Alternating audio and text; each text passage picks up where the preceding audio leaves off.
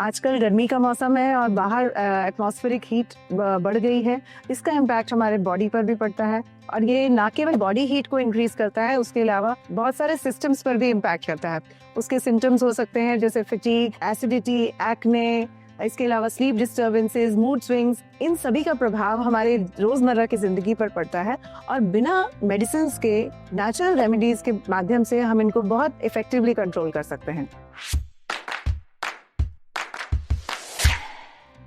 बहुत से लोग ये सोचते हैं कि केवल एसी में बैठने से या ठंडा फ्रिज का पानी पीने से ही ये चीजें कंट्रोल हो जाएंगी। ऐसा नहीं है। कई बार इन सब चीजों से भी कंट्रोल नहीं होती, बिकॉज इनर कोर को हमें कूल करना जरूरी है। बहुत सिंपल टेक्निक्स है जिनको हम यूज कर सकते हैं अपनी इंटरनल बॉडी हीट को शांत करने के लिए और कंट्रोल करने के लिए।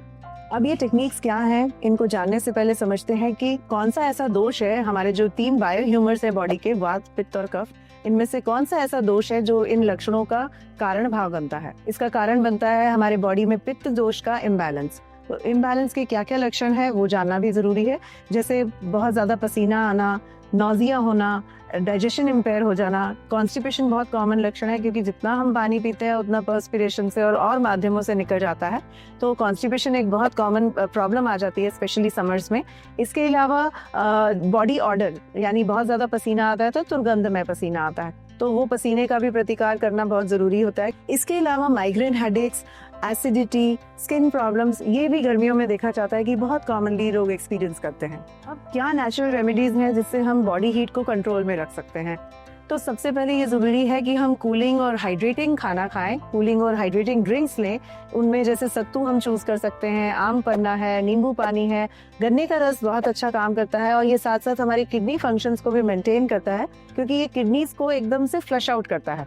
एंड जो गर्मियों में कई बार किडनी स्टोन्स का पेन होता है, वो भी अगर हम रेगुलर गन्ने का रस लेते हैं तो वो पेन भी बहुत सारे लोग एक्सपीरियंस नहीं करते अगर वो रेगुलरली ये सब चीजें कंज्यूम करते हैं। इसके अलावा जो हाइड्रेटिंग फूड है, जैसे कुकम्बर, खीरा है, मेलन्स है, खरबूजा है, तरबूज है, इन सब चीज़ों को रेगुलर लेने से भी फायदा होता है। इसके अलावा जैसे फालसे का शरबत है, खस का शरबत है, चंदन का शरबत है, रोज शरबत है, ऐसे शरबत्स भी हम अपने डेली रूटीन में इंक्लूड करें जिससे कि ये प्रॉब्लम्स ना हो। गोंद कतीरा भी बहुत अच्छा कूलिंग इफेक्ट देता है, इसको भी आप ले सकते हैं। अगर आपकी बॉडी हीट महसूस कर रहे हैं, आपकी बहुत ज्यादा बढ़ गई है, तो आप इन सब चीजों से अपने इनर कोर को ठंडा रख सकते हैं। अब ये भी जानना बहुत जरूरी है कि क्या नहीं लेना चाहिए। इसके लिए सबसे पहले इम्पोर्टेंट है कि हम फ्राइड, पैक्ड फूड ना लें, सात्विक डाइट लें जो इजीली डाइजेस्टिबल हो, सीजनल और रीजनल फूड लें जिसका वाटर कंटेंट अच्छा हो। कैफिनेटेड ड्रिंक्स जैसे T and coffee should be avoided, और जो कार्बोनेटेड ड्रिंक्स हैं उनको भी, जो फिज ड्रिंक्स हैं उनको भी आपको अवॉइड करना चाहिए। अब बात करते हैं ऐसे प्राणायाम टेक्निक्स की, ऐसी ब्रीदिंग टेक्नोलॉजी की जो हमारे देश की धरोहर है और जो योग में ऑलरेडी समाहित है। ये 2 प्राणायाम है, शीतली प्राणायाम और शीतकारी प्राणायाम। शीतली प्राणायाम में आप टंग को रोल करके एक पाइप नुमा आकार देते हैं और उससे आप इनहेल करते हैं, जिससे कि आपका इनर कोर बिल्कुल कूल एंड काम हो जाता है और आप महसूस करते हैं कि आपके दिमाग को भी एक तरह की ठंडक महसूस होती है। शीतकारी प्राणायाम में आप दांतों को भींचकर और फिर माउथ ब्रीदिंग करते हैं, और जब वो एयर अंदर इनहेल करते हैं तो आप वैसा ही महसूस करते हैं जैसे कि आपका इनर कोर बिल्कुल एकदम शांत और ठंडा हो रहा है। इसके साथ साथ बॉडी मसाज बहुत हेल्पफुल होती है। कूलिंग मॉइस्चराइजिंग ऑयल जैसे प्लेन कोकोनट ऑयल आप यूज कर सकते हैं डेली मसाज के लिए, which is a very good moisturising agent also, और आपको बहुत अच्छी तरह से कूलिंग इफेक्ट दे पाता है। आयुर्वेद में एक बहुत अच्छा कंसेप्ट है ऋतुचर्या का, और उसमें स्पेसिफिकली मेंशन्ड है कि ग्रीष्म ऋतु में या जिन महीनों में बहुत गर्मी होती है उनमें हमें बिल्कुल लाइट कलर्ड कॉटन क्लोथ्स डालने चाहिए, बिकॉज ये स्किन फ्रेंडली होते हैं, हमारे स्किन के पसीने को सोखने की क्षमता रखते हैं और एंडोथर्मिक एक रिएक्शन क्रिएट करते हैं जिससे कि बॉडी कूल रहती है। आप ये भी ध्यान जरूर रखिए कि आपका घर प्रॉपर्ली वेंटिलेटेड हो, और कुछ इंडोर प्लांट्स भी जरूर रखिए जिससे कि एक कूलिंग एटमॉस्फेयर क्रिएट हो।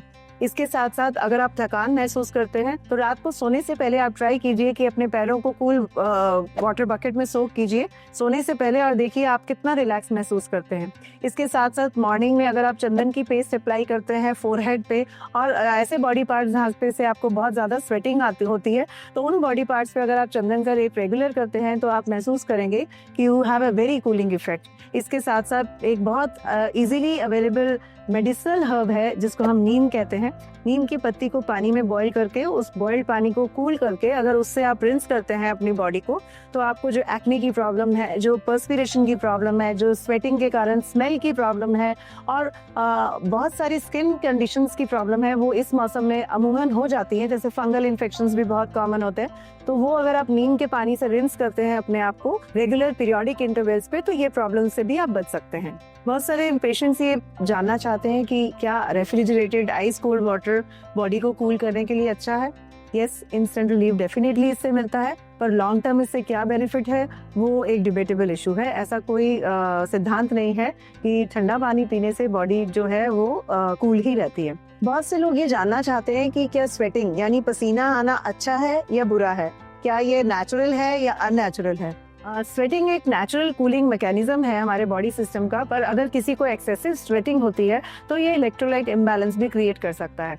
तो मॉडरेशन में अगर स्वेटिंग है तो उसको आप एक्सेप्ट कीजिए, अगर एक्सेसिव स्वेटिंग है तो उसके लिए किसी चिकित्सक की सलाह जरूर लीजिए। एक और बहुत कॉमन क्वेश्चन आता है कि क्या हाई बॉडी हीट केवल बीमार लोगों को होता है। देखिए, हर एक का एक बॉडी टेम्परेचर का एक नॉर्मल रेंज होता है। किसी व्यक्ति को 99 भी नॉर्मल लगता है और किसी व्यक्ति को 99 में भी फीवर लगता है। तो ये डिपेंड करता है कि आपका क्या नॉर्म है। इसके अलावा जो रेज बॉडी हीट है, ये हेल्दी इंडिविजुअल्स को भी हो सकता है किसी भी कारण से। Exposure to heat, under ventilated, अगर किसी आप कंपार्टमेंट में रह रहे हैं या बहुत देर तक उसमें बैठे हैं किसी ऑफिस स्पेस में जो बहुत ही बंद है, तो आपको बॉडी हीट राइज कर सकता है। इसके अलावा स्ट्रेस अगर है तो भी बॉडी हीट रेज हो जाता है। तो बहुत सारे रीजंस है बॉडी हीट राइज करने के, और उसके जो हमने अभी प्रतिकार बताया, आप इनमें से कोई भी चूज करके अपने बॉडी टेम्परेचर को नॉर्मल कर सकते हैं।